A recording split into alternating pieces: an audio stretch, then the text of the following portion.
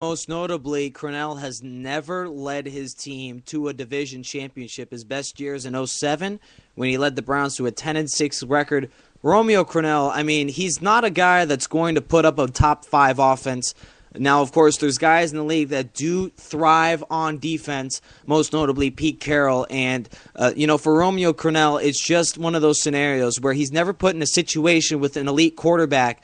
And certainly I give my hats off to Cornell to trying to fix this team because, I mean, not very many people give the Kansas City Chiefs credit. They did turn this team into a very young football team, very few guys over the age of 30 in KC. It's just a matter of Cornell has not had the key piece, which is the quarterback.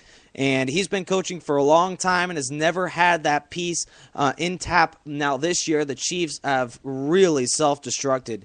And if it weren't for the turnovers, I believe that Cornell would be in better hands in KC.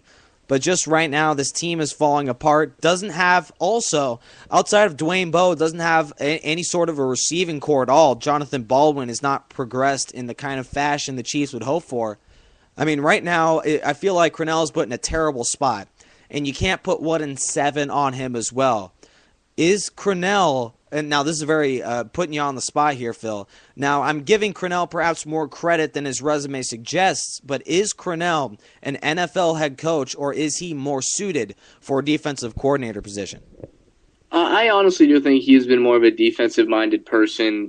I think that is what hinders, some even great coaches. I mean, I think back to Buddy Ryan, one of the greatest defensive minds in the NFL, of course, dating back to his time as the head coach of the Eagles. And as great as he was on defense, there's people that, think the missing rings in Philadelphia have a lot to do with him not really progressing his offensive mind, being very close-minded, expecting his defense to win every game. There's no shame in being a championship defensive coordinator. So, it's one of those situations where, if he's a better defensive-minded coach, obviously everybody wants to be a head coach. If you put a whistle around your neck, that is what you want to do. That's your goal in life, to one day be an NFL head coach. But some guys are just defensive-minded, and they can still be successful that way. And I think if Cornell's going to have more success at the pro football level, then I think the defensive coordinator route would be the way to go. Same scenario for quite a few teams where it just seems like their head man is not fit for that job, a little more suited for a coordinator position.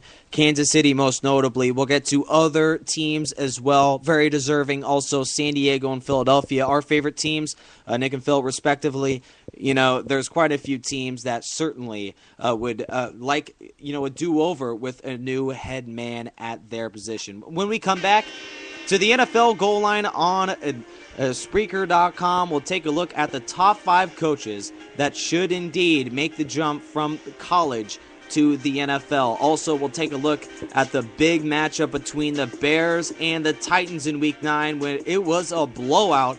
Also, we'll fast forward to Week 10, some top 5 predictions heading over to next weekend. This is the NFL goal line with Nick and Phil. We're back after a quick 30.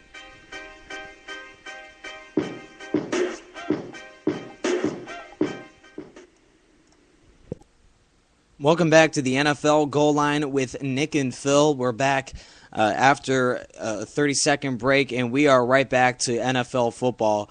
And obviously, we just got past, Cornell. I don't know if he's certainly going to be set for the head coach for next year over in KC, or even if his job is secure for this year. It'll be very intriguing. Right now, the Chiefs at 1-7 certainly could use a bye to get things right back together and try to get back on track when they get back to football.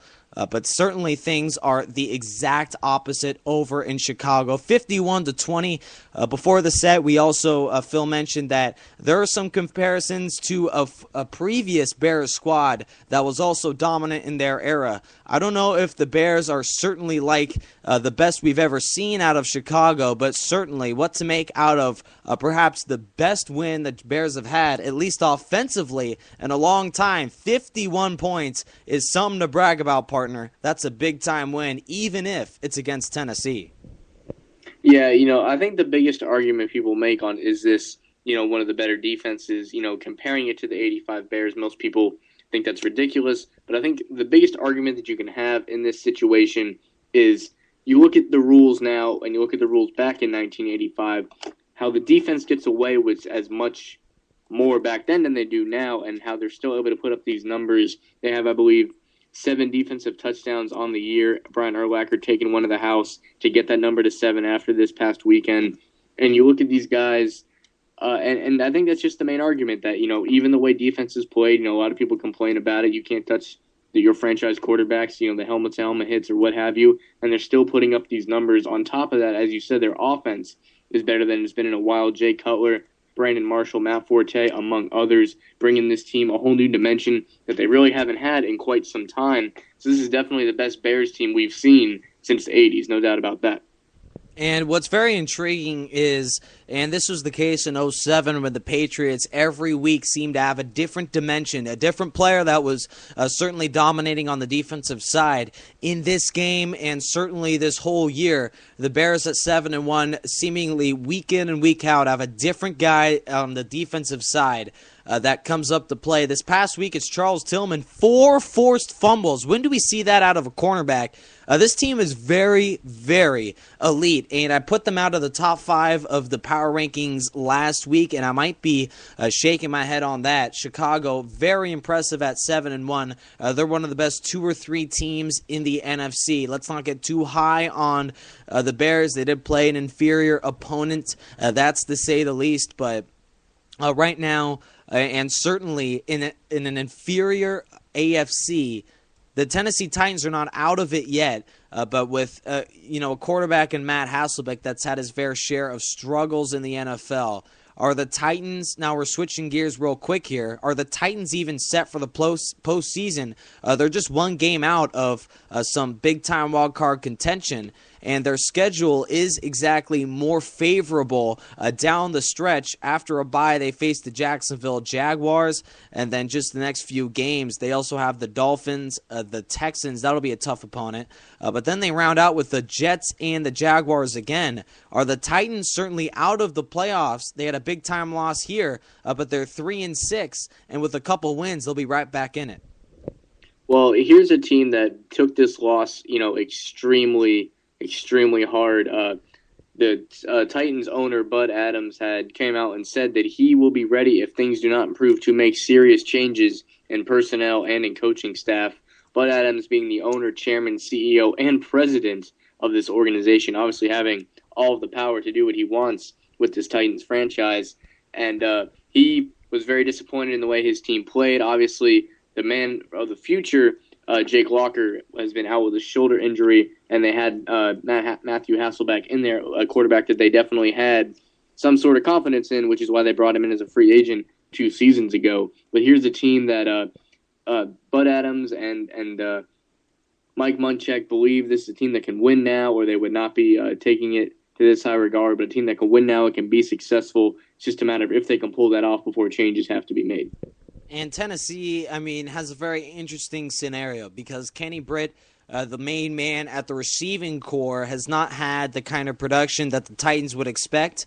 They're having some big-time problems there. I don't know if Britt is the man of the future in Tennessee. Same at the running back position, Chris Johnson. I don't believe he had a tremendous day today, statistically, 16 carries, 141 yards. I don't believe that Johnson is the man for the Titans, a big 2,000-yard season a few years ago, but I don't believe he's the man for the future. Also, Tennessee doesn't have that quarterback locked up yet. I believe Jake Locker is a solid guy, but unless they have a lot of talent, Tennessee cannot rally around Jake Locker. He's not the franchise guy that obviously, that owner, president, and CEO for this football team would certainly like under center. And the defense is subpar. We saw in that game against Chicago, very subpar. I don't know if the Titans are even a 500 team at this point. Certainly they have higher expectations than that. But Chicago with a big-time win today. And I don't know if this was certainly a Bears victory as much as it was a Tennessee loss at this point. It was 28-2 at one point in the first quarter. The Bears won or the Titans lost. Either way, Chicago, tremendous team. Tennessee, perhaps in a transition year. Yeah, I think it was a combination of both. Titans made plenty of mistakes, and as of right now, I don't think there's any team in the NFL that capitalizes on mistakes better than the Chicago Bears. So I definitely think it was a combination of both. As you said, 28-2, not how you want to start out the football game. The Titans, I agree. I think they're in a rebuilding mode. They didn't want to admit it necessarily because they do have a few players at different skill positions. And with Jake Locker, his injury has definitely derailed that Titans train a little bit. But I think it'll be a few years before you see them back in the playoffs. And another situation very similar as far as not only talent-wise, but just overall. The kind of year that certainly this squad would not like to have early on. Now Tampa Bay's in a little better of a spot. They beat the Raiders despite Oakland with a tremendous rally, 22 points in the final quarter. But Tampa Bay at 4-4 in a very tough NFC. It seems like the NFC is a game or two ahead of the AFC this year. AFC very pathetic as far as record goes. Doug Martin, a big day. And certainly Josh Freeman put up the flashy numbers that Tampa Bay would like to hear. And 42 points offensively, certainly not bad to reckon with. But for Tampa Bay, with the kind of up and down year that they have, I don't know if I would, if I'm a betting man, I don't know if I want to put Tampa Bay in the playoffs at this point. There are plenty of other wild card teams that are in better spots even at this point. And Tampa Bay has a tough next few games. Is Tampa Bay a playoff team? Putting you on the spot here. Is the Buccaneers set for the postseason? I don't know if their quarterback certainly can get them there. Well, I think the biggest issue with Tampa Bay is, another team in that division, which is the Atlanta Falcons. If they're not 8-0, if they're, a game or two over 500, this is a whole different scenario. You talk about the Bucs catching them for the division.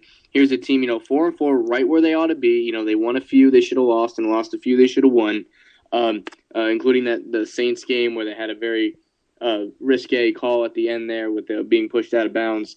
That could have changed the whole situation. They would, have a winning record right now. Josh Freeman's definitely starting to click on all cylinders, and Doug Martin. If the Bucs had the number 1 overall pick this past season and took Doug Martin with the production that he's giving, you would say that was a smart pick. Because I cannot remember the last time I've seen a rookie running back put up the kind of numbers that Doug Martin has been doing. Vincent Jackson is starting to blend pretty well with this Tampa Bay offense, and I think things are definitely looking up down in the Bay Area.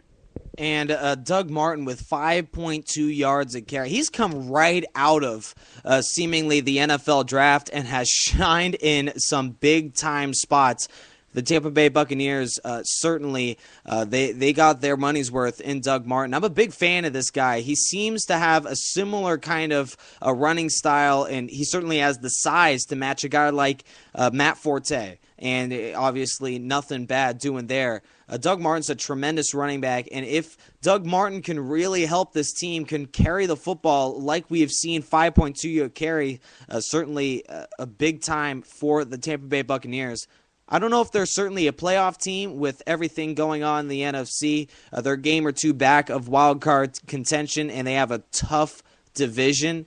But just reading off the schedule here, just getting 500 is not going to do it. And they face the Chargers next week. Then they face the Panthers. Carolina, a tough opponent. They won today. And then they face the Falcons, followed by the Broncos. They're getting hot. Then the Eagles and the Saints, followed by the Rams. And again, it could come down to a trip to Atlanta in Week 17. That could be the big-time game. I don't know if Tampa Bay makes the playoffs, but certainly in this game, they show more talent. And again, Greg Schiano certainly has got this team going. But I don't know if the mistakes early on in the year have hindered this team for a chance for the postseason. And certainly just a quick transition here. Is Doug Martin set for a Rookie of the Year candidate?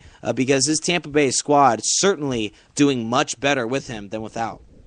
Well, obviously this is a quarterback league, so Andrew Luck's going to get a lot of love in that category, but I don't see how you don't go with Doug Martin. Obviously, you look at these numbers, and they're just staggering. If you take the name away and you put the name Adrian Peterson or Matt Forte on it, you're thinking MVP. So I think it'd be a real travesty if this guy doesn't win Offensive Rookie of the Year. And he's just another, this might be one of the biggest or, of course, most impressive draft classes as far as running back goes in the NFL. Doug Martin taken at the second to last pick of the first round, and the Redskins got a big-time running back as well, Alfred Morris, in the fourth round. This is a very strong class of running backs, and certainly Doug